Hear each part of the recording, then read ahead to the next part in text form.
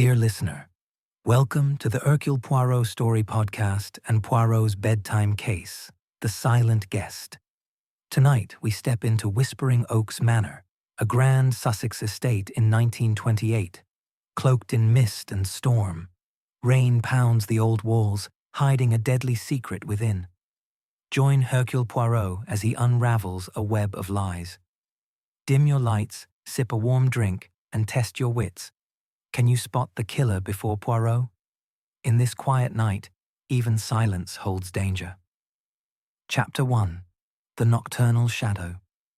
In the gloaming hours of that fateful autumn evening in 1932, Thornwood Hall stood resolute upon the undulating moors of Devonshire, a venerable edifice of weathered stone and ivy-clad turrets that whispered of bygone eras when gentlemen in frock coats and ladies in crinolines danced to the strains of a quadrille in its grand ballroom.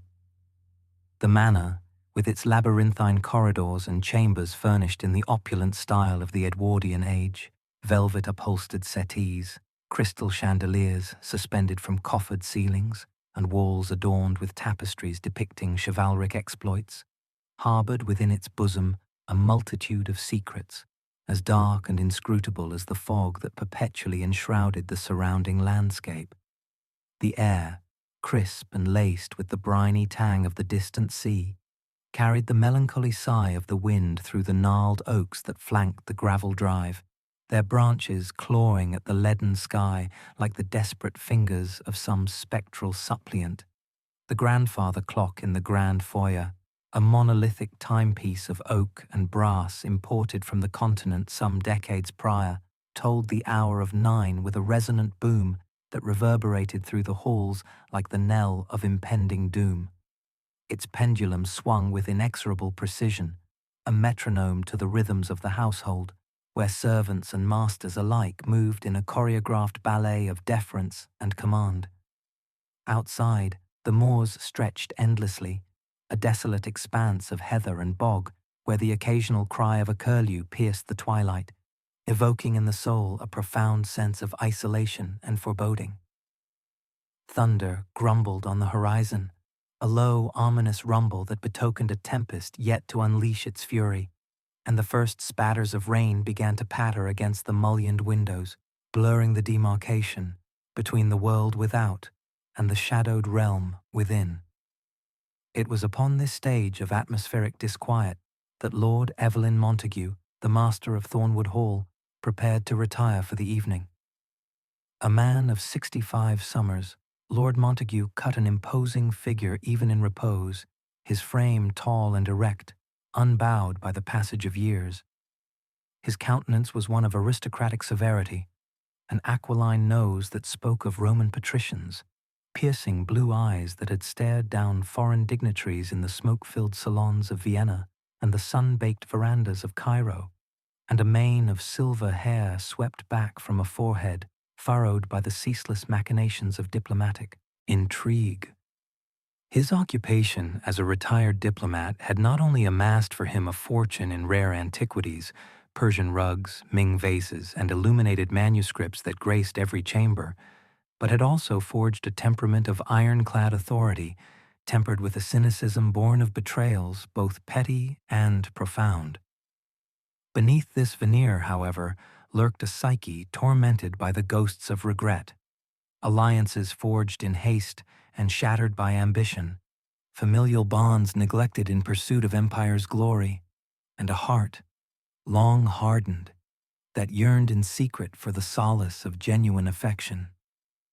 On this night, as on many before, he sought refuge in the solitude of his bedchamber, a sanctum of mahogany four-poster and silk damask hangings, where the flickering light of a single gas lamp cast elongated shadows that danced like mocking phantoms upon the walls. Attending to his lordship's evening ablutions was Mr. Reginald Graves, the butler of Thornwood Hall, a figure of 50 years whose gaunt frame and hollow cheeks evoked the image of a sepulchral sentinel from some Gothic romance. Clad in the impeccable livery of black tailcoat and white gloves, Graves moved with the mechanical precision of one who had spent 3 decades in servitude his every gesture a testament to the rigid etiquette of the upper echelons. His eyes, shadowed by perpetual vigilance and rimmed with the faint lines of sleepless nights, betrayed a soul seething with suppressed resentment. Years of obsequious deference to masters whose whims dictated his existence had bred within him a quiet fury, a smoldering ember that threatened at times to ignite into conflagration. His motive, though concealed beneath a mask of stoic propriety, stemmed from a dire secret, the embezzlement of household funds to settle mounting gambling debts accrued in the clandestine dens of Exeter. Lord Montague, with his eagle-eyed scrutiny of ledgers, had unearthed this perfidy mere days prior, threatening exposure that would spell not only dismissal, but ruination, perhaps even the debtor's prison. As Graves laid out his master's dressing gown, his hands, steady from long practice, betrayed the faintest tremor, a psychological fissure in his armor that only the most perceptive observer might discern. In the adjacent suite, connected by a discreet communicating door of polished oak, resided Lady Amelia Montague, the victim's wife of 2 decades, a woman of 48 whose elegant poise masked the tempests of an unfulfilled existence. Her raven hair, coiled in an elaborate chignon secured by pearl combs, framed a face of classical beauty. High cheekbones, full lips painted a discreet crimson, and emerald eyes that flickered with an undercurrent of unrest, like the turbulent depths of a forest pool disturbed by unseen currents. She reclined upon a chaise longue, perusing a volume of poetry by Lord Byron, her silken negligee whispering against the brocaded upholstery with each subtle shift.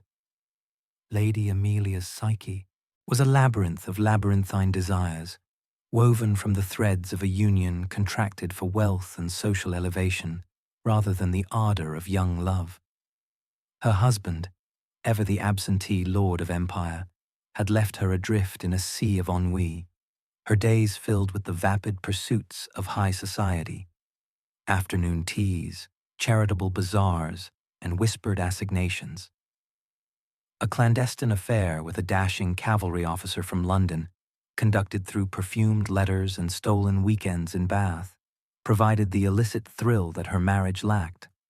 Her motive for any darker deed was thus entwined with the silken cords of inheritance and liberation. The vast Montague fortune, upon her husband's demise, would grant her independence, the means to dissolve the bonds of matrimony and pursue her heart's true inclinations without scandal's sting.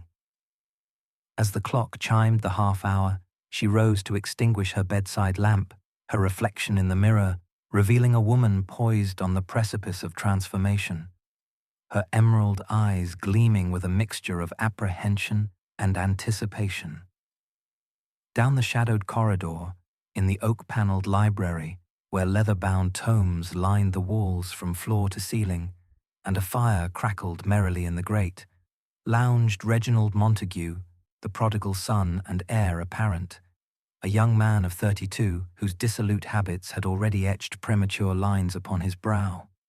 His features were those of dissipated youth, dishevelled blonde locks tumbling over a forehead beaded with perspiration, bloodshot eyes that darted with the unease of one perpetually pursued by creditors, and a perpetual sneer that curled his thin lips in defiant mockery of his father's rectitude.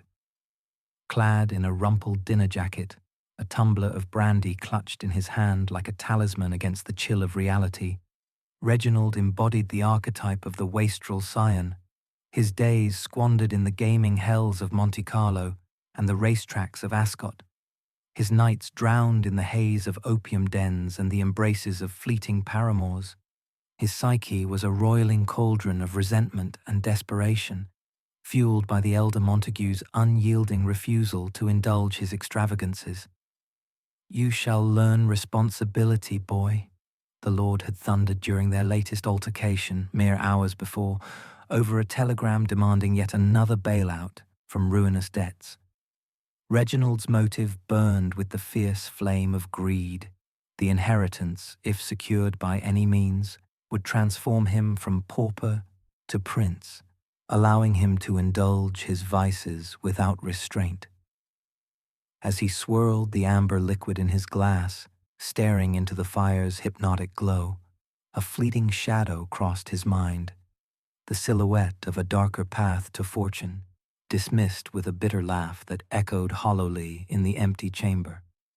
The household's domestic rhythm was maintained by Eliza Dunn, the under-housemaid of 25, a pert young woman whose freckled cheeks and wide hazel eyes lent her an air of rustic innocence, belying the storm of emotions that churned within her breast. Of medium height and sturdy build, she moved through the halls in her starched apron and cap with the lithe grace of one accustomed to the manifold labors of service, from polishing silver to laundering linens. Yet Eliza's psychology simmered with a vengeful ire, a cauldron of suppressed outrage kindled by Lord Montague's unwelcome advances. In the privacy of the servants' quarters, she had confided to her diary, its pages now hidden beneath her mattress, the tale of his leering gaze during a solitary moment in the conservatory, his hand brushing her arm with intent that brooked no misinterpretation. "He thinks himself a lord above the law," she had scrawled, her script jagged with fury. Such predations had scarred her pride, planting seeds of retribution that blossomed in the fertile soil of her imagination. Her motive, if it came to pass, would be one of righteous vengeance, a poison to match the toxin of his advances. It was Eliza's duty this evening to prepare the Lord's customary bedtime cocoa in the vast flag-stoned kitchen, where copper pots gleamed upon the walls, and the air was redolent with the scents of baking bread and stewing herbs. Her hands, calloused from toil, trembled slightly as she measured the powdered chocolate and heated the milk over the range, a tremor born of fatigue, or perhaps of something more sinister. She stirred the concoction with a silver spoon, watching the steam rise like the exhalations of a malevolent spirit, before pouring it into a porcelain cup adorned with the Montague crest. Further along the east wing, ensconced in a guest chamber overlooking the storm-lashed gardens, resided Dr. Harlan Thorpe, the enigmatic physician of 55, who had arrived at Thornwood under the pretext of a professional consultation regarding Lord Montague's occasional bouts of indigestion, a man of scholarly bearing with a balding pate fringed by wispy grey hair, wire-rimmed spectacles perched upon a beak-like nose, and a perpetual air of detached intellectualism. Dr. Thorpe evoked the image of a Renaissance anatomist pondering the mysteries of the human form. His attire, tweed suit and bow tie, spoke of a life devoted to the consulting rooms of Harley Street, where he had risen to prominence through treatises on cardiac ailments. Yet beneath this facade of professional courtesy lurked a mind vaulted with arrogance and grudge, a psyche scarred by a long-ago diplomatic slight. In the shadowed annals of 1912, during a conference in Vienna, Lord Montague, then a rising star in the Foreign Office, had orchestrated the sabotage of Thorpe's presentation on tropical fevers, prioritizing British interests over scientific discourse, and effectively stalling the doctor's ascent to a prestigious fellowship. A mere trifle, Thorpe would later dismiss, but the wound festered, his motive now one of cold revenge, cloaked in the lexicon of medical jargon. As he perused a medical journal by the light of a reading lamp, his thoughts drifted to the foxglove bushes in the Manor's herb garden, digitalis purpurea, the source of the very toxin that mimicked natural cardiac arrest. A red herring, perhaps, or a clue to his intimate knowledge. Completing this gallery of suspects was Miss Clara Beaumont, the niece of Lord Montague by his late sister's marriage, a visitor of 28 whose presence at Thornwood was ostensibly one of familial solicitude, but in truth a calculated bid to mend fences with her uncle's notoriously capricious will. Of delicate build, with porcelain skin that flushed easily under scrutiny, auburn curls cascading in artful disarray, and eyes alight with the calculated ambition of one schooled in the arts of society. Clara was a vision of genteel allure. Her gown of emerald silk rustled softly as she wandered the corridors, pausing to admire a Ming vase or to exchange pleasantries with the staff. Yet, her psyche masked a core of avarice, a relentless drive for security in a world that offered little to unattached women of her station. Recently, whispers had reached her ears of her uncle's intent to excise her from his testament, punishment for a perceived indiscretion involving a flirtation with a married viscount at a London soirée. "He deems me a fortune hunter," she confided to her reflection that evening, her lips curling in disdain. Her motive blazed with the fire of disinheritance. To reclaim her share by persuasion or by darker means would secure her future amid the glittering salons of Mayfair. As she retired to her chamber, a torn fragment of her shawl, caught on a thorn during an earlier promenade in the gardens, lay unnoticed, a physical harbinger of misdirection to come.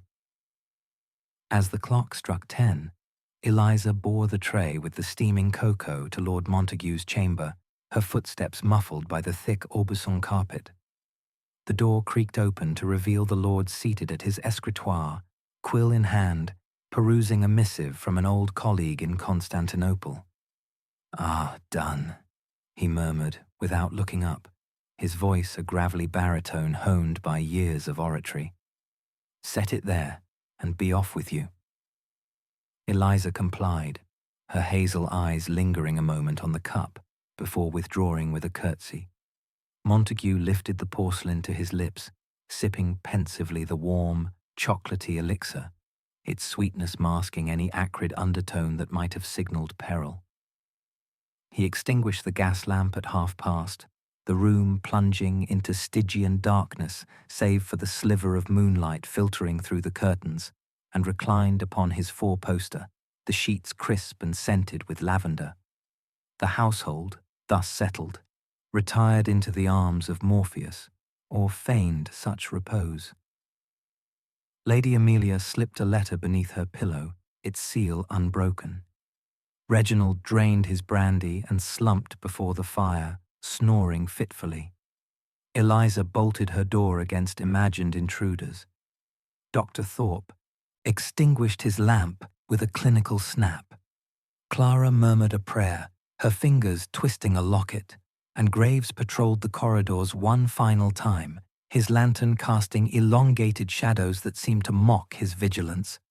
The storm broke in earnest, rain lashing the windows like the tears of the damned, thunder pealing as if the heavens themselves mourned the iniquity afoot. No outcry rent the night, no struggle bespoke violence. Death arrived as a silent guest, unbidden and unobserved. The toxin, digitalis, extracted surreptitiously from the foxglove in the herb garden, seeping inexorably into Lord Montague's veins, inducing a cardiac arrest so subtle it mimicked the natural ebb of life. Dawn crept over the moors like a thief, the rain subsiding to a drizzling mist that clung to the panes. At 7, as was his custom, Graves ascended the grand staircase to rouse his master, tray in hand with fresh tea and the morning post. He knocked thrice, silence. Entering, he beheld the tableau. Lord Montague rigid and cold upon the bed, his features composed in an unnatural serenity, the cocoa cup overturned upon the bedside table, a faint stain seeping into the linen like a bloodless wound. No signs of intrusion marred the chamber, the door locked from within, the windows secure. Graves's face drained of color, his suppressed fury momentarily eclipsed by genuine shock. "My lord," he gasped, though he knew the call to be futile. With trembling hand, he summoned the household, their faces assembling in the corridor like mourners at a wake. Lady Amelia, pale and clutching her robe. Reginald, bleary-eyed and disheveled. Eliza, wide-eyed with feigned innocence. Dr. Thorpe, already donning his stethoscope. Clara, her auburn curls tousled, a hand to her mouth in horror. The local constabulary, in the person of Inspector Hargreaves, a portly man of ruddy complexion and befuddled mien, was summoned forthwith. His preliminary examination pronounced it a natural demise. Heart gave out, poor soul. These things happen to men of his years. Yet, whispers of foul play, fueled by the overturned cup and the absence of any prior ailment, prompted a telegraph to Hercule Poirot, the renowned Belgian detective who, by curious coincidence, was vacationing in the vicinity at a quaint inn on the Exeter Road, indulging in the restorative waters and the simple pleasures of English cuisine. Poirot arrived by midday, conveyed in a chauffeured motor car that splashed through the muddied drive. The diminutive detective, of perhaps 5 feet 4 inches, alighted with the dignity of a monarch, his egg-shaped head gleaming beneath a bowler hat, his luxuriant moustaches waxed to perfection, and his attire, a natty 3-piece suit of pinstripe wool, patent leather shoes, and a capelet against the chill, impeccable as ever. His green eyes, sharp as those of a feline predator, surveyed the manor with immediate discernment, noting the disarray of footprints in the gravel, the faint scent of foxglove lingering in the air. Escorted to the drawing-room by a flustered Graves, he was greeted by the assembled company, their psyches a tapestry of grief, suspicion, and concealed guilt. "Mes amis," Poirot intoned in his precise, accented English, removing his hat with a flourish and seating himself in a high-backed armchair, his small hands steepled before him like a professor about to expound a theorem. "I am Hercule Poirot, and I have come at the behest of your local authorities to investigate what appears on the surface a tragedy of the heart. But the order and method, they are disturbed here. The little details, they cry out for attention. This is no mere repose eternal. It is murder most insidious, orchestrated with the subtlety of a maestro's baton. Let us begin, for the gray cells, they demand illumination." Chapter 2. The Web of Suspicions. The drawing-room of Thornwood Hall, bathed in the pallid light of a storm-laden afternoon in 1932, was a chamber of opulent melancholy, its heavy velvet drapes drawn against the relentless rain that lashed the leaded windows with the ferocity of a scorned lover. The hearth crackled with a fire that cast flickering shadows upon the polished oak paneling, where portraits of long-departed Montagues gazed down with stern disapproval, their eyes seeming to pierce the souls of the living assembled below. The air was thick with the mingled scents of pipe tobacco, beeswax polish, and the faint, acrid tang of fear, as if the very walls exhaled the anxieties of the household. The grandfather clock, its pendulum still swinging with metronomic indifference, marked the passage of time as Hercule Poirot, the diminutive Belgian detective with his egg-shaped head and meticulously waxed mustaches, assumed command of the investigation into Lord Evelyn Montague's untimely demise. His presence, though physically unassuming, radiated an intellectual authority that compelled the attention of all, like a lodestone drawing iron filings into alignment. Poirot seated himself in a high-backed armchair upholstered in burgundy damask, his small hands steepled before him, his green eyes glinting with the alertness of a cat poised to pounce. The suspects, summoned to this impromptu tribunal, arranged themselves in a semicircle of unease. Lady Amelia Montague, her elegant frame rigid with suppressed emotion, her emerald eyes darting like a trapped bird's.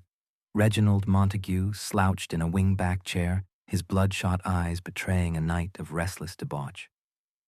Eliza Dunn, the maid, perched on the edge of a settee, her freckled hands twisting her apron into knots. Dr. Harlan Thorpe, standing aloof by the mantelpiece, his spectacles reflecting the firelight with clinical detachment.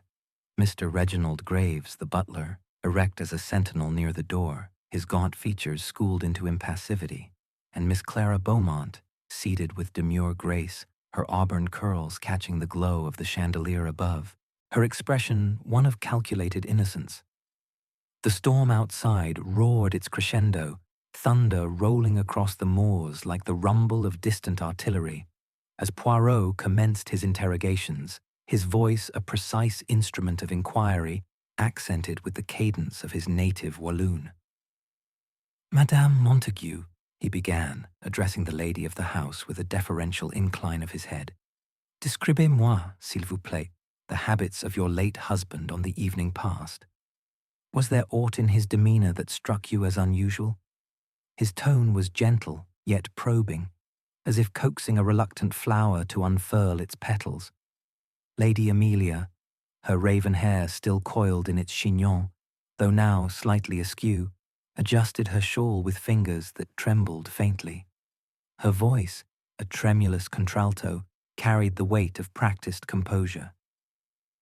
"Evelyn was ever punctual, Monsieur Poirot," she replied, her gaze fixed upon a point beyond the detective's shoulder.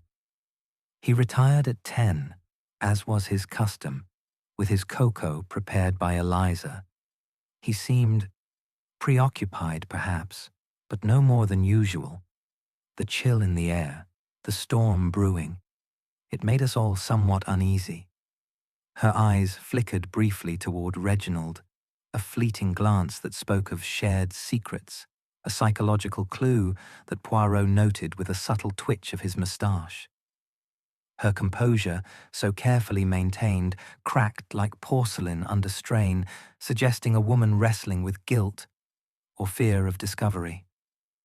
Poirot turned next to Reginald Montague, whose dishevelled appearance, rumpled dinner jacket, tie loosened, and blonde locks tumbling over a sweat-beaded brow, proclaimed a man ill at ease with scrutiny. "Monsieur Reginald," Poirot said, his tone sharpening, "you argued with your father, n'est-ce pas, on the matter of finances. What transpired in those heated moments?" Reginald shifted, his sneer a mask for anxiety. "Father was a tyrant, always harping on my expenditures," he retorted, his voice laced with defiance. "We had words in the library, yes, about money, naturally. He refused to advance me funds, called me a wastrel. But poison, preposterous. I was in the billiard room until midnight, racking balls and drowning my sorrows in brandy." His bravado faltered as he spoke, his fingers drumming a nervous tattoo on the armrest. Poirot's keen eye caught the inconsistency. Mr. Graves had reported hearing footsteps in the corridor at 11, near the kitchen, a time when Reginald claimed solitude elsewhere. This timeline discrepancy, subtle yet significant, was filed away in the detective's mental ledger. Eliza Dunn was next, her hazel eyes downcast, her freckled cheeks flushed with the heat of the room, or perhaps the weight of suspicion. "Mademoiselle Dunn," Poirot said softly, his voice a velvet glove over an iron fist. "You prepared the cocoa for Lord Montague. Tell me of your actions, precisely." Eliza's hands stilled momentarily, then resumed their anxious twisting. "I did as always, sir," she whispered, her voice barely audible above the storm's distant rumble. "Fetched the cocoa powder from the pantry, heated milk on the range, added a pinch of sugar, nothing more. I took it to his lordship's chamber at 10, set it on the bedside table, and left." Her eyes remained fixed upon her lap, a telltale sign of evasion. Poirot's gaze lingered on her, noting the faint tremor in her shoulders. A physical clue surfaced in his memory. A footprint in the garden mud, discovered during his morning perambulation of the grounds, matched the size and tread of Eliza's sturdy boots. Was this evidence of her nocturnal wanderings to the foxglove patch? Or a red herring planted to mislead? The question hung in the air like the smoke from Dr. Thorpe's pipe. Dr. Harlan Thorpe, summoned forward, adjusted his wire-rimmed spectacles with the deliberation of a man accustomed to precision. "Doctor," Poirot said, his tone now brisk, "you examined the body this morning, oui? What did your medical expertise reveal?" Thorpe's voice was cool, almost clinical, as he replied, "As a physician, I observed signs consistent with heart failure, rigidity, pallor, no external trauma. However, the pupils were dilated unusually, which could suggest something amiss." His pause was deliberate, his detachment a shield. Poirot's grey cells stirred.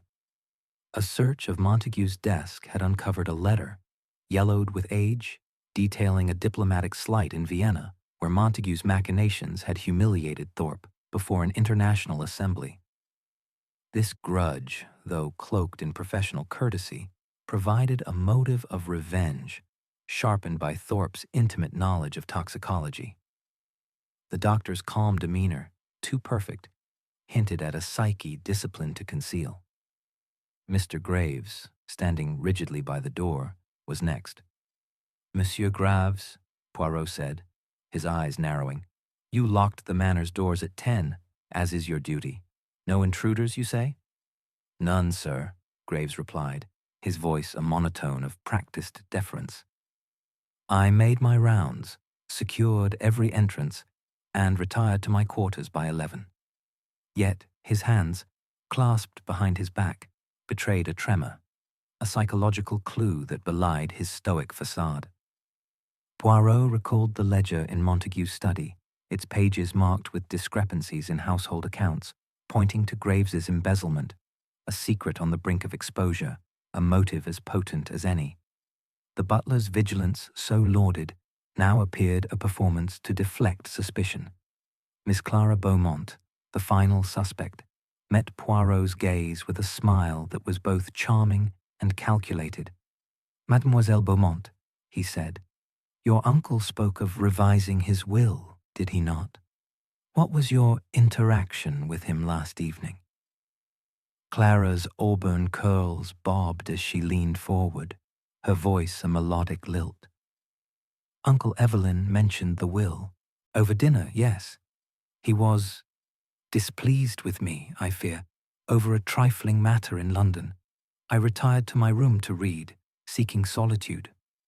Her alibi was pristine, yet a torn fragment of her emerald shawl, found near the kitchen door, suggested nocturnal wanderings. Her ambition, masked by gentility, burned with the fire of disinheritance, a motive as old as Cain. Poirot noted her calm, a psychological clue to a mind schooled in deception. The detective rose, pacing the length of the room with the measured tread of a general inspecting his troops. "Mes amis," he declared, his voice rising above the storm's wail, "the little details, they speak volumes. The cocoa cup overturned, yet no spill upon the floor. Curious. The alibis, so neatly presented, yet riddled with inconsistencies. The grey cells, they detect a pattern of deceit." He paused, his gaze sweeping the assembly, noting Lady Amelia's furtive glance at Reginald, Reginald's sweat-beaded brow, Eliza's downcast eyes, Thorpe's rigid posture, Graves's trembling hands, and Clara's too perfect composure. Red herrings abounded, a garden tool misplaced near the foxglove patch, whispers of a ghostly figure seen by Eliza in the corridors, a smudged fingerprint on the cocoa cup that matched no one's. Poirot's investigation deepened as he examined the physical evidence. The cocoa cup, retrieved from the bedside table, bore a faint residue, which he instructed Inspector Hargreaves to send for analysis, a task the bumbling constable undertook with reluctance. The stain on the linen, though minute, suggested a deliberate staging, as if the cup had been tipped post-mortem to simulate a struggle that never occurred. Footprints in the garden, muddied by rain, led to the herb patch where foxglove grew in profusion, their delicate purple bells a silent testament to the toxin within.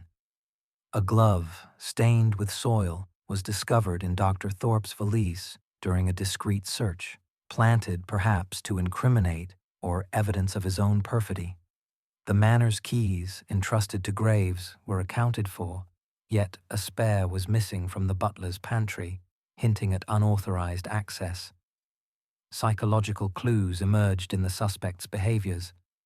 Lady Amelia's glances toward Reginald suggested a conspiracy, or perhaps fear of his volatility. Reginald's nervous drumming bespoke a man on the edge, his debts a noose tightening about his neck.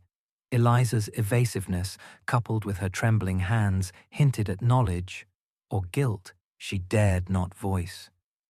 Thorpe's clinical detachment masked a simmering grudge, his medical expertise a double-edged sword.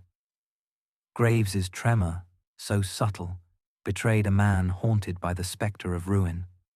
Clara's composure, too serene, suggested a mind plotting several moves ahead, like a chess master awaiting her opponent's blunder. The storm raged on, its thunder punctuating Poirot's thoughts as he reconstructed the evening's timeline. Lord Montague had sipped his cocoa at 10:15, as confirmed by Eliza's delivery and his own punctilious habits. Death, per Dr. Thorpe's estimate, occurred between 11 and midnight, a window during which the household claimed repose.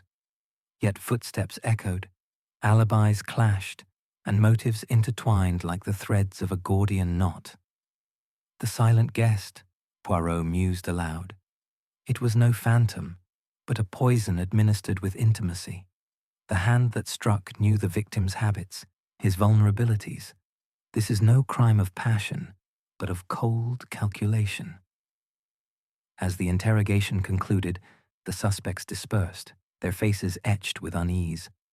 Lady Amelia retired to her suite, her shawl clutched tightly. Reginald slunk to the billiard room, seeking solace in spirits. Eliza resumed her duties, her eyes averted.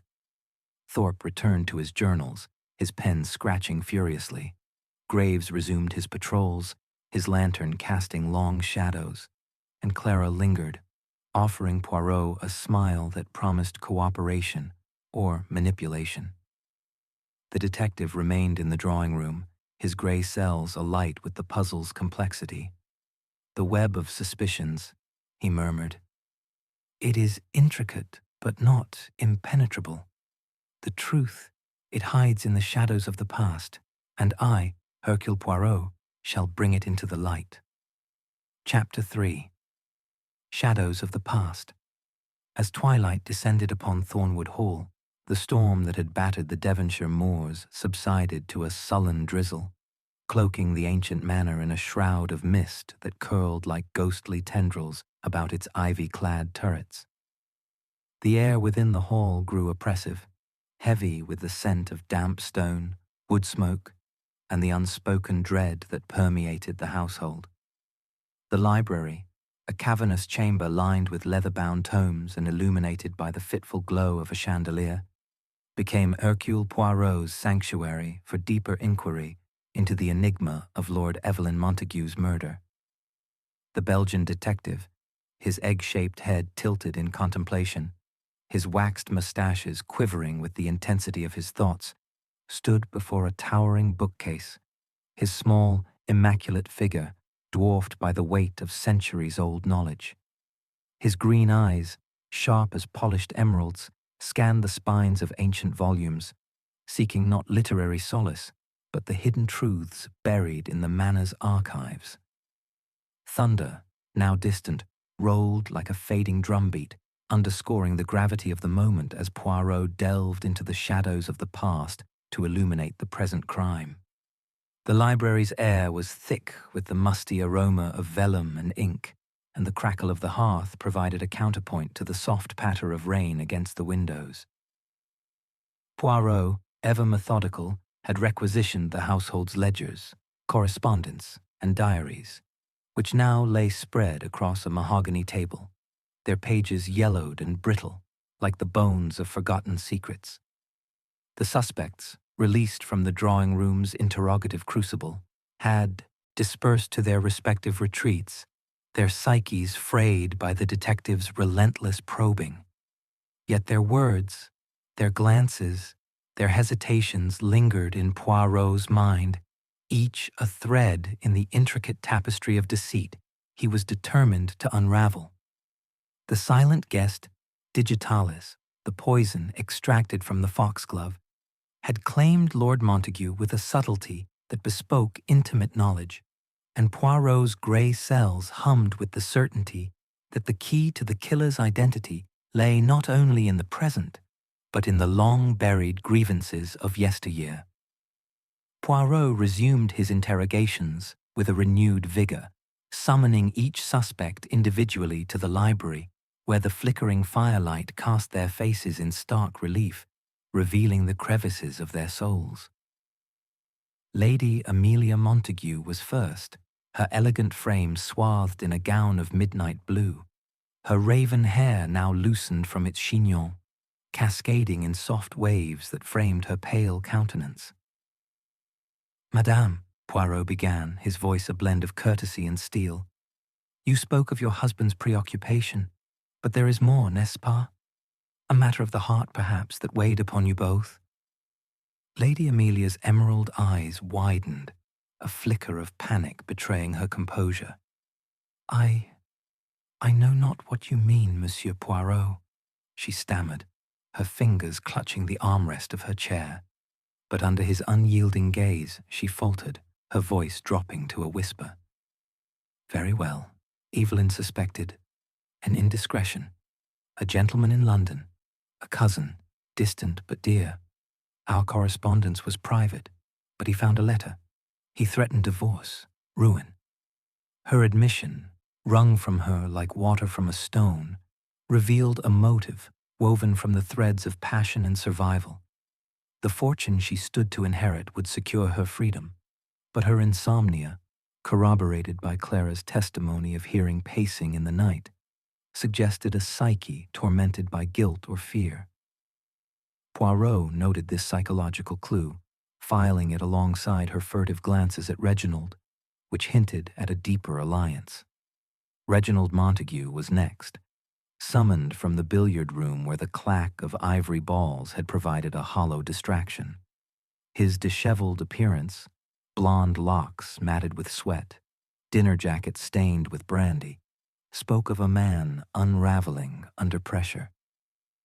"Monsieur Reginald," Poirot said, his tone sharp, "your debts, they are considerable, oui? A telegram found in your chamber begs your father for funds hours before his death.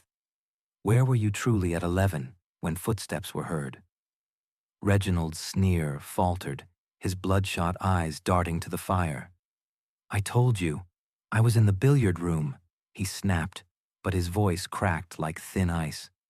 "All right, I stepped out for air, near the gardens. Needed to clear my head after father's tirade." Poirot's gaze narrowed. Footprints in the mud, discovered near the foxglove patch, matched the size of Reginald's. Boots, a physical clue that could either incriminate or mislead. His motive, desperate greed fueled by creditors' demands, was potent, yet his ignorance of botany suggested he lacked the knowledge to wield digitalis. Or was this another red herring, a feigned incompetence to deflect suspicion? The timeline inconsistency, Graves's report of footsteps, gnawed at Poirot's order and method. Eliza Dunn entered next, her freckled cheeks flushed, her hazel eyes avoiding the detective's scrutiny. "Mademoiselle," Poirot said gently, "your diary, found hidden beneath your mattress, speaks of Lord Montague's advances. A grave offense, no? Did it drive you to an act of vengeance?" Eliza's hands trembled, her voice barely audible. "He was vile, sir, touching me when he oughtn't. I wrote it to unburden my heart, but I'd never—" She faltered, tears welling. "I retired at 10:30 after delivering the cocoa." Yet a clock chime, noted by Clara, placed Eliza in the corridor at 11, a timeline flaw that deepened suspicion. Her motive, revenge for her wounded pride, was compelling, and the footprint in the garden mud, matching her boots, suggested access to the foxglove. But her trembling, her evident fear, were they signs of guilt or a young woman overwhelmed by accusation? Poirot's grey cells pondered this psychological ambiguity, wary of the maid's apparent docility as a potential mask. Dr. Harlan Thorpe, summoned from his guest chamber, carried himself with the aloofness of a scholar, his wire-rimmed spectacles glinting in the firelight. "Doctor," Poirot said, his voice now brisk, "your knowledge of digitalis is profound. And a letter in Lord Montague's desk speaks of a Vienna conference, a humiliation you suffered at his hands. A motive, perhaps?" Thorpe's lips tightened, his tone icy. "A trifling matter, long forgotten. Professional rivalry, nothing more. As for digitalis, any physician knows its properties, therapeutic in small doses, lethal in excess. His detachment was too precise, a psychological shield that piqued Poirot's suspicion. The glove found in Thorpe's valise, stained with garden soil, suggested a connection to the foxglove patch, yet its placement seemed too convenient. A red herring, perhaps, planted to incriminate. The Vienna dossier, unearthed in the library, detailed Montague's sabotage of Thorpe's career, a grudge that simmered beneath the doctor's clinical exterior. His motive, revenge for a ruined ambition, was as sharp as a scalpel. Mr. Graves, the butler, entered with his customary rigidity, his gaunt frame silhouetted against the bookcases. "Monsieur Graves," Poirot said, his eyes narrowing, "the ledger in Lord Montague's study shows discrepancies. Funds siphoned to settle gambling debts. Your secret was known to him, none. A threat of exposure." Graves's face remained impassive, but his hands, clasped behind his back, betrayed a tremor. "I served loyally, sir," he intoned. "Any errors in the accounts were oversights, nothing more.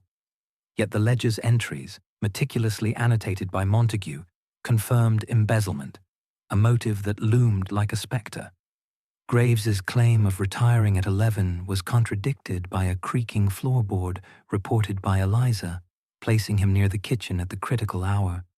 His stoic demeanor, a psychological clue, masked a man teetering on the edge of ruin, his loyalty a facade for desperation. Miss Clara Beaumont, the final interviewee, glided into the library with the grace of a debutante, her auburn curls catching the firelight, her porcelain skin unmarred by the day's turmoil.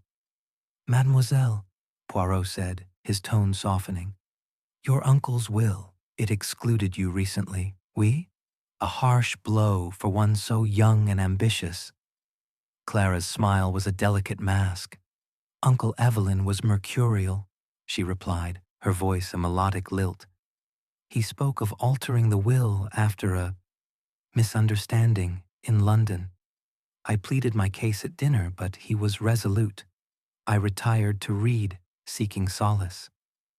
Her alibi, like her demeanor, was pristine, yet the torn shawl fragment near the kitchen suggested otherwise.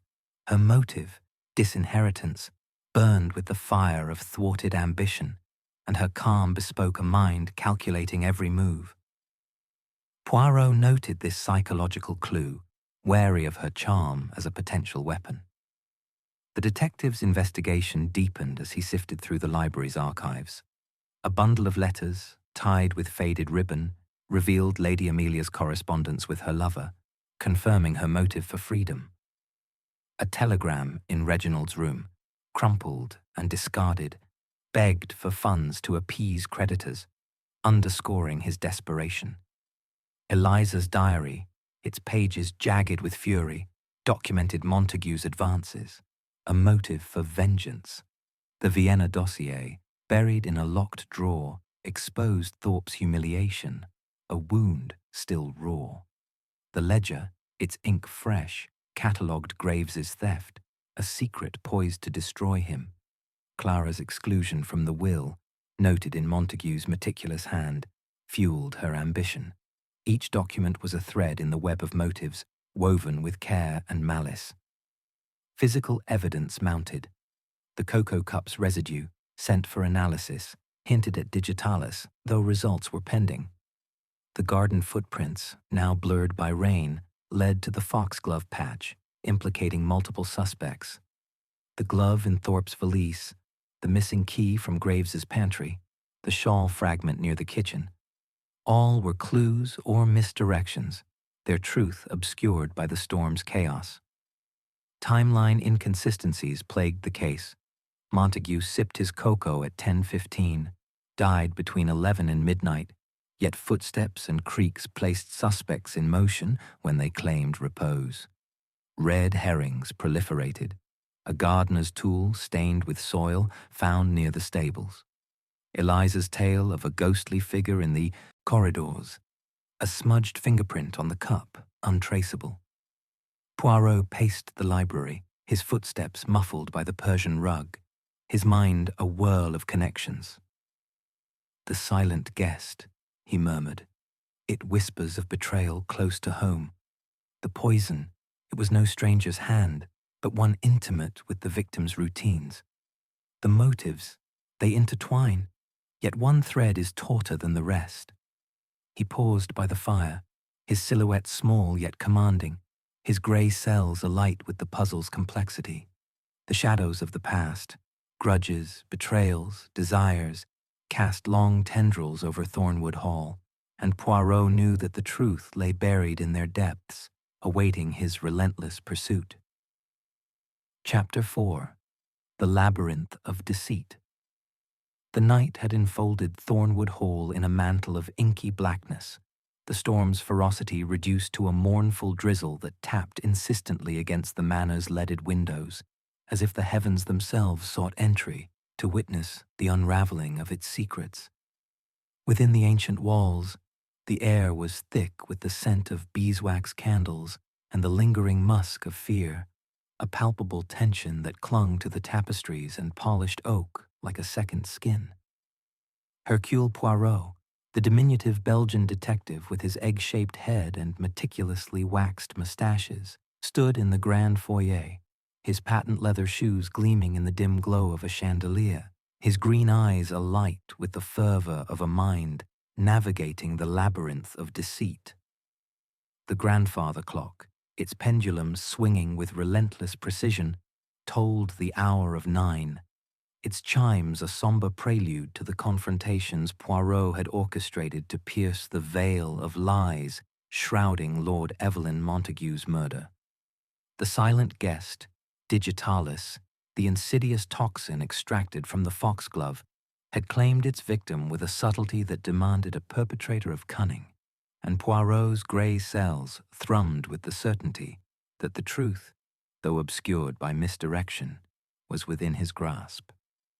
The foyer, with its marble floor and ancestral portraits, served as a crossroads for the household's denizens, each summoned to face Poirot's relentless scrutiny.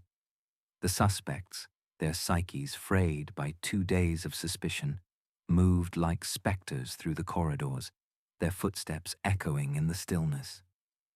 Lady Amelia Montague, her raven hair now pinned haphazardly, her emerald eyes shadowed with sleeplessness, clutched a lace handkerchief as if it were a talisman against accusation. Reginald Montague, his dissolute features etched with defiance, leaned against a pillar, a cigarette dangling from his lips, its smoke curling like a phantom. Eliza Dunn, the maid, hovered near the staircase, her freckled cheeks pale, her hazel eyes darting nervously. Dr. Harlan Thorpe, his spectacles glinting with cold precision, stood aloof, his hands clasped behind his back. Mr. Reginald Graves, the butler, maintained his sentinel-like posture, though a faint tremor in his gaunt frame betrayed his unease.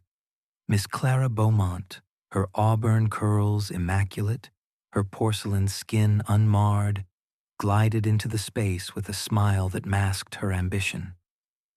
The storm's aftermath left the manor cloaked in a hush, broken only by the occasional creak of settling timbers as Poirot prepared to tighten the noose of inquiry.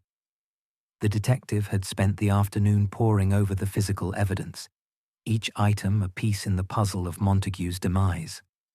The cocoa cup, retrieved from the bedside table, had yielded a residue confirmed by the Exeter laboratory as digitalis, a toxin so subtle it mimicked natural cardiac arrest.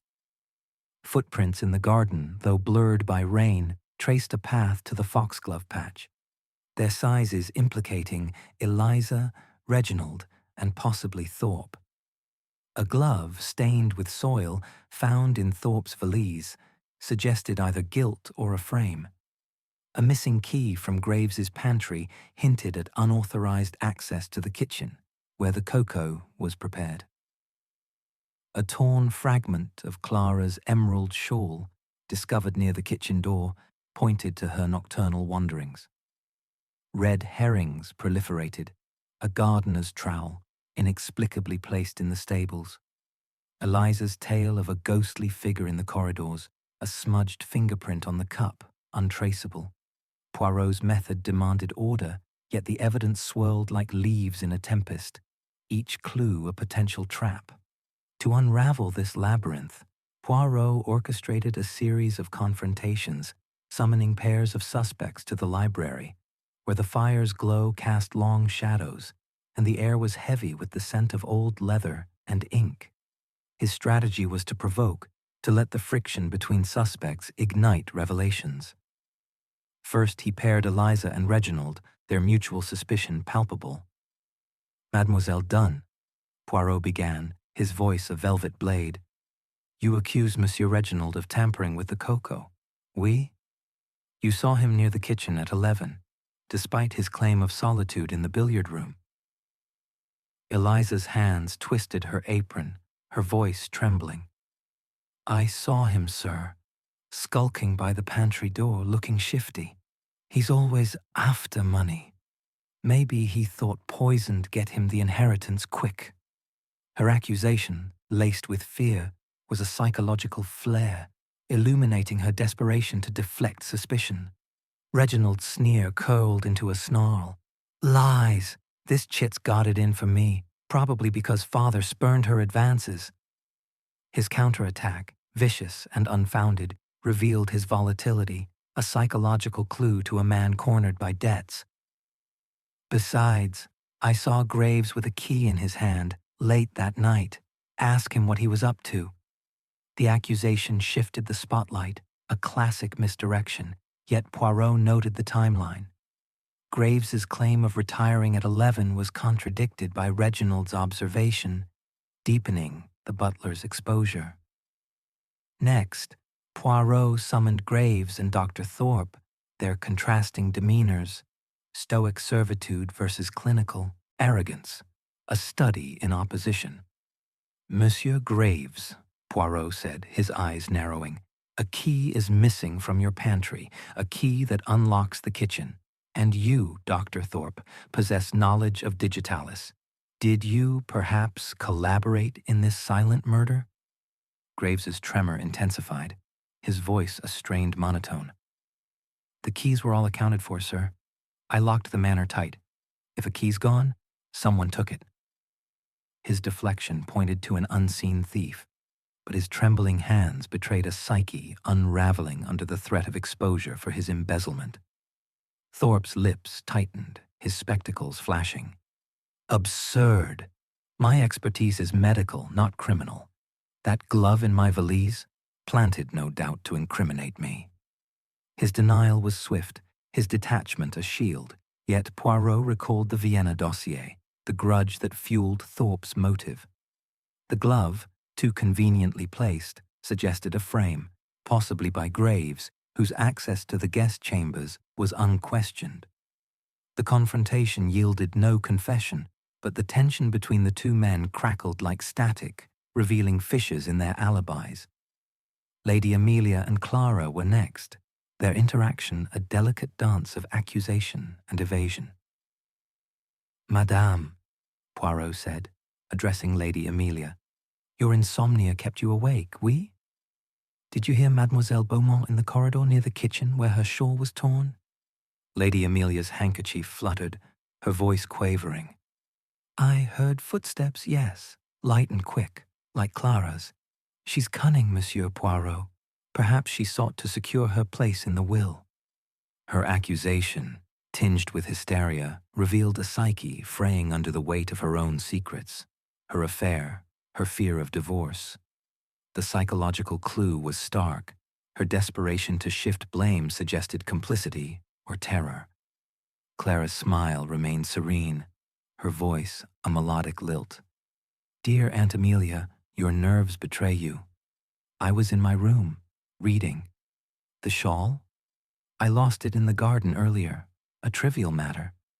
Her calm was a psychological fortress, but the torn fabric found near the kitchen contradicted her alibi. Her motive, disinheritance, loomed large, and her composure suggested a mind plotting several moves ahead. The confrontation ended in stalemate, but Poirot's gray cells noted the interplay of guilt and deflection. The detective's investigation deepened as he reconstructed the timeline with meticulous precision. Lord Montague sipped his cocoa at 10:15, as confirmed by Eliza's delivery and his punctilious habits. Death, per Thorpe's post-mortem, occurred between 11 and midnight, a window during which the household claimed repose. Yet footsteps echoed, Graves in the cellar, Reginald in the garden, Eliza in the corridor, Thorpe near the kitchen, Clara by the pantry. Alibis clashed like discordant notes, and Poirot sensed a symphony of deceit. The cocoa, laced with digitalis, required access to the kitchen and knowledge of Montague's routine, an intimate act, not the work of a stranger. Physical evidence continued to mount. The laboratory's report, delivered by a harried Inspector Hargreaves, confirmed digitalis in the cocoa residue, a lethal dose administered with precision. The footprints, though muddied, suggested multiple visitors to the foxglove patch, their sizes overlapping, Reginald's boots, Eliza's shoes, and a third, less distinct, possibly Thorpe's. The glove in Thorpe's valise bore no fingerprints, a curious absence that pointed to careful staging. The missing key, traced to the butler's pantry, implied access by someone with intimate knowledge of Graves's routines. The shawl fragment, emerald green and silken, matched Clara's attire, yet its placement seemed too convenient, a red herring to mislead. Psychological clues deepened the labyrinth. Lady Amelia's hysteria, erupting in her accusation of Clara, suggested a woman unmoored by guilt or fear of discovery. Reginald's volatility, his lashing out at Eliza and Graves, bespoke a man desperate to escape the noose of debt. Eliza's trembling, her tearful denials, hinted at knowledge or innocence, overwhelmed by suspicion. Thorpe's detachment, too perfect, masked a simmering grudge, his medical expertise a potential weapon. Graves's tremor, now pronounced, revealed a psyche crumbling under the weight of exposure.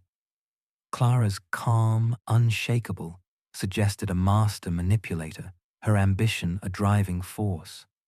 Red herrings multiplied, clouding the truth. A forged note, found in the stables, bore Eliza's handwriting and implicated her in a plot, yet its ink was fresh, suggesting a plant. Whispers of suicide, fueled by Montague's recent melancholy, were dismissed by Poirot. The overturned cup with no spill was staged, not accidental.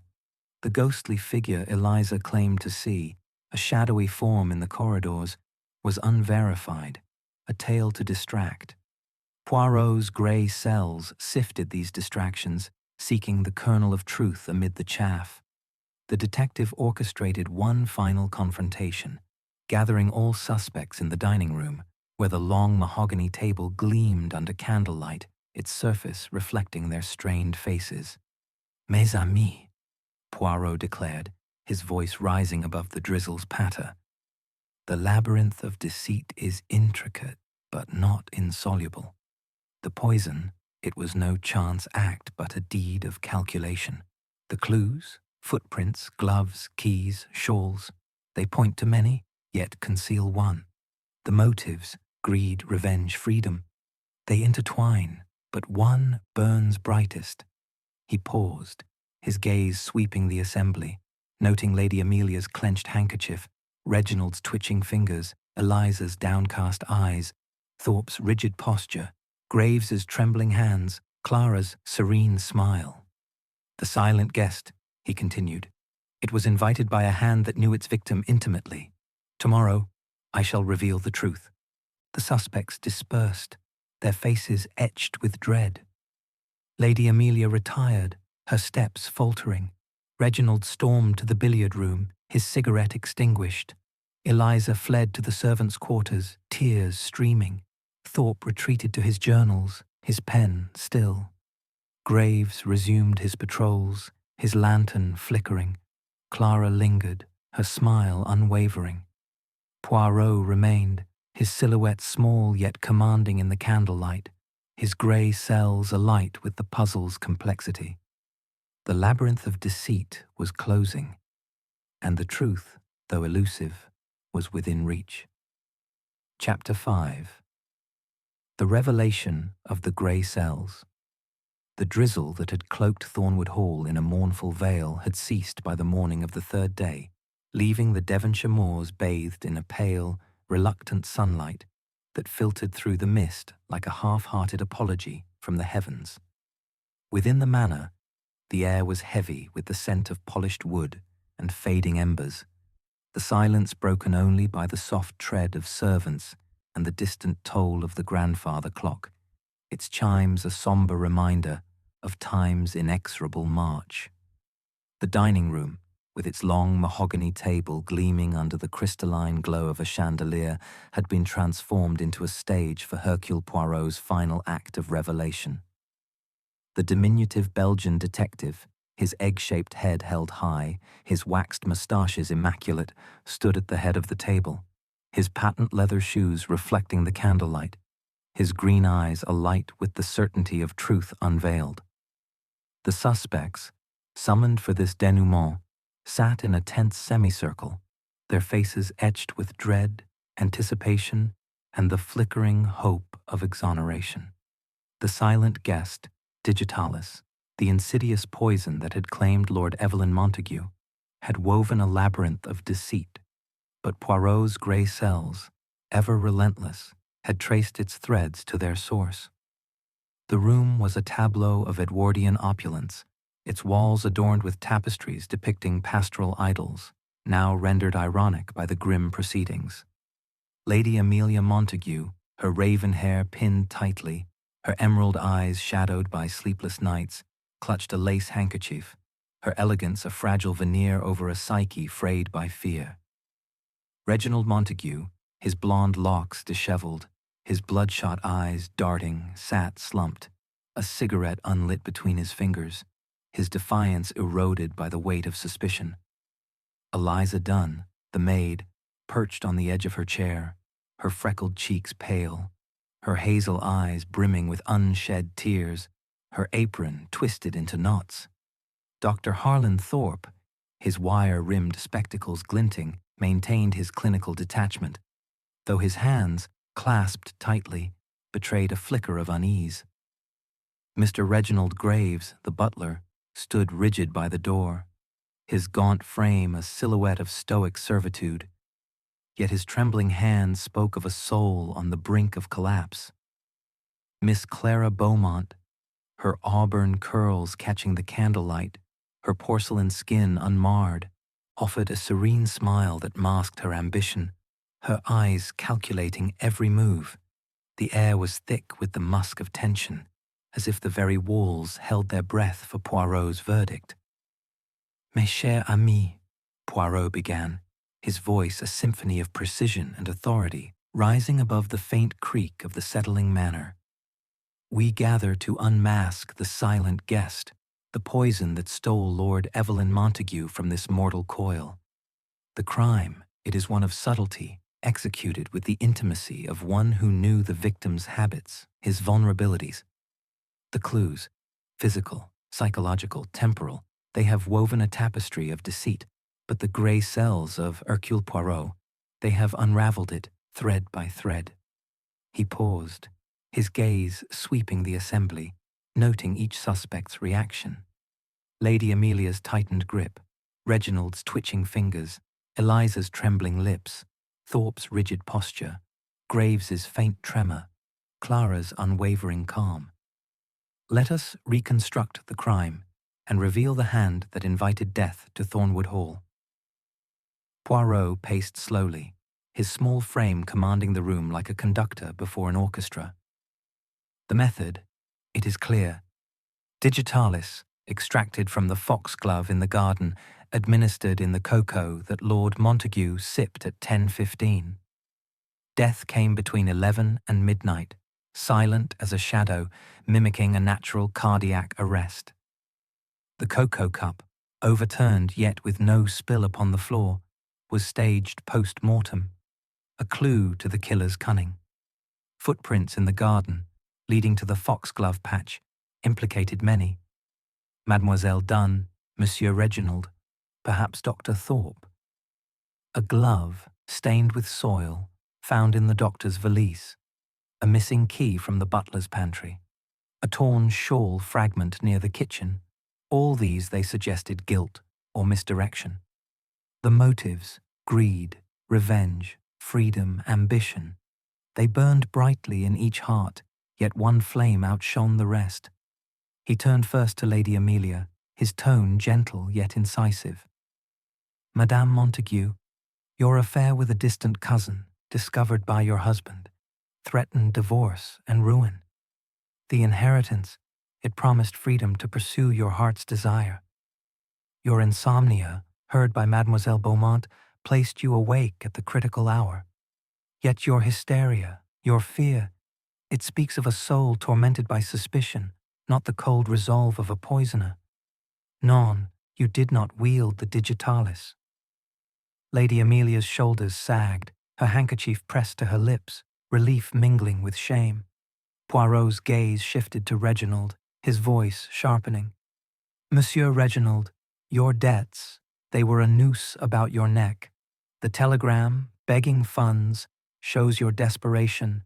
Your argument with your father, hours before his death, reveals your rage. Footprints near the foxglove match your boots, and your claim of solitude in the billiard room falters against footsteps heard at 11. Yet, your ignorance of botany, your volatility, they suggest a man of impulse, not calculation. The poison, it requires precision you lack. You too are innocent of this crime. Reginald exhaled, his sneer fading, though his eyes remained wary. Eliza Dunn was next, her trembling intensifying under Poirot's scrutiny. Mademoiselle Dunn, he said softly, your diary speaks of Lord Montague's advances, a violation that kindled vengeance in your heart. The footprint in the garden matching your shoes places you near the foxglove. Your claim of retiring at 10:30 is undone by a clock chime at 11, heard by Mademoiselle Beaumont. Yet your trembling, your tears, they are not the mark of a murderess, but of a young woman overwhelmed by fear and accusation. The forged note in the stables, bearing your hand, was a cruel misdirection. Non, you did not poison the cocoa. Eliza sobbed, her head bowed, her innocence a fragile shield against the ordeal. Dr. Thorpe's turn came, his spectacles flashing as Poirot addressed him. Dr. Thorpe, your knowledge of digitalis is profound, and the Vienna dossier reveals a grudge, Lord Montague's sabotage of your career. The glove in your valise, stained with soil, points to the foxglove patch. Yet its placement is too convenient, a frame to cast suspicion. Your detachment, it masks pain, not guilt. The poisoner sought to implicate you, but your hand did not deliver death. Thorpe's lips twitched, a flicker of relief breaking his clinical facade. Poirot turned to Clara, his tone measured. Mademoiselle Beaumont, your disinheritance, confirmed by the will, fueled ambition. The shawl fragment near the kitchen suggests you roamed where you claimed repose. Your calm, it is the mark of a mind plotting. Yet the fragment's placement is too obvious. Another misdirection. Your motive burns brightly, but the act, it lacks your subtlety. You, too, are not the culprit. Clara's smile wavered, her eyes narrowing, as if recalculating her position. Finally, Poirot faced Mr. Graves, his voice rising with conviction. "Monsieur Graves, you alone held the key, literal and figurative. The ledger reveals your embezzlement, a secret Lord Montague uncovered, threatening exposure and ruin. You insisted on delivering the cocoa that night, delaying Mademoiselle Dunn's duty, a deviation from routine. The missing key from your pantry granted access to the kitchen, where you extracted digitalis from the foxglove, your knowledge gleaned from years tending the manor's gardens. The glove in Dr. Thorpe's valise, your plant to deflect suspicion, the shawl fragment, another misdirection stolen from Mademoiselle Beaumont's room. The footprints, they overlap, but yours, carefully erased, were there. Your tremor, your evasion, they betray a psyche crumbling under guilt. You, Monsieur Graves, invited the silent guest." Graves's face drained of colour, his gaunt frame swaying as if struck. "No, I served loyally," he stammered, but his voice broke, his hands shaking violently. "He would have ruined me, my life, my name. I had no choice." His confession, wrung from a soul laid bare, echoed in the silent room, the suspects frozen in shock. Lady Amelia gasped. Reginald swore under his breath. Eliza wept. Thorpe adjusted his spectacles. Clara's smile vanished. Inspector Hargreaves, hovering at the room's edge, stepped forward, his cuffs ready. Poirot raised a hand, his voice calm yet commanding. "The grey cells, they never err. The clues, the cup, the footprints, the key, the glove. They pointed to many, but only one hand wove them into a pattern of murder. Monsieur Graves, your loyalty was a mask for desperation, your service a stage for betrayal. Justice. It claims its due." He bowed slightly, his moustaches twitching with satisfaction as Hargreaves led Graves away, the butler's head bowed in defeat. The household exhaled, the tension dissipating like mist under sunlight. Lady Amelia rose, her steps faltering to seek solace in her suite. Reginald stubbed out his cigarette, his defiance replaced by a hollow resignation. Eliza fled to the servants' quarters, her tears a release of pent-up fear. Thorpe gathered his journals, his detachment restored. Clara lingered, her eyes meeting Poirot's with a flicker of respect or warning. The detective remained, his silhouette small yet monumental in the candlelight, his grey cells at rest, the puzzle solved. "Dear listener," Poirot's voice intoned, as if addressing an unseen audience, "thus concludes the tale of the silent guest. The truth, it hides in the shadows, but with order and method it is brought to light. Until next time, may your own mysteries remain benign. Good night." The chandelier's glow dimmed, the manor settling into a hush as the echoes of justice reverberated through its ancient halls. Dear listener, thus concludes our tale. Until next time, may your own mysteries remain benign. Good night.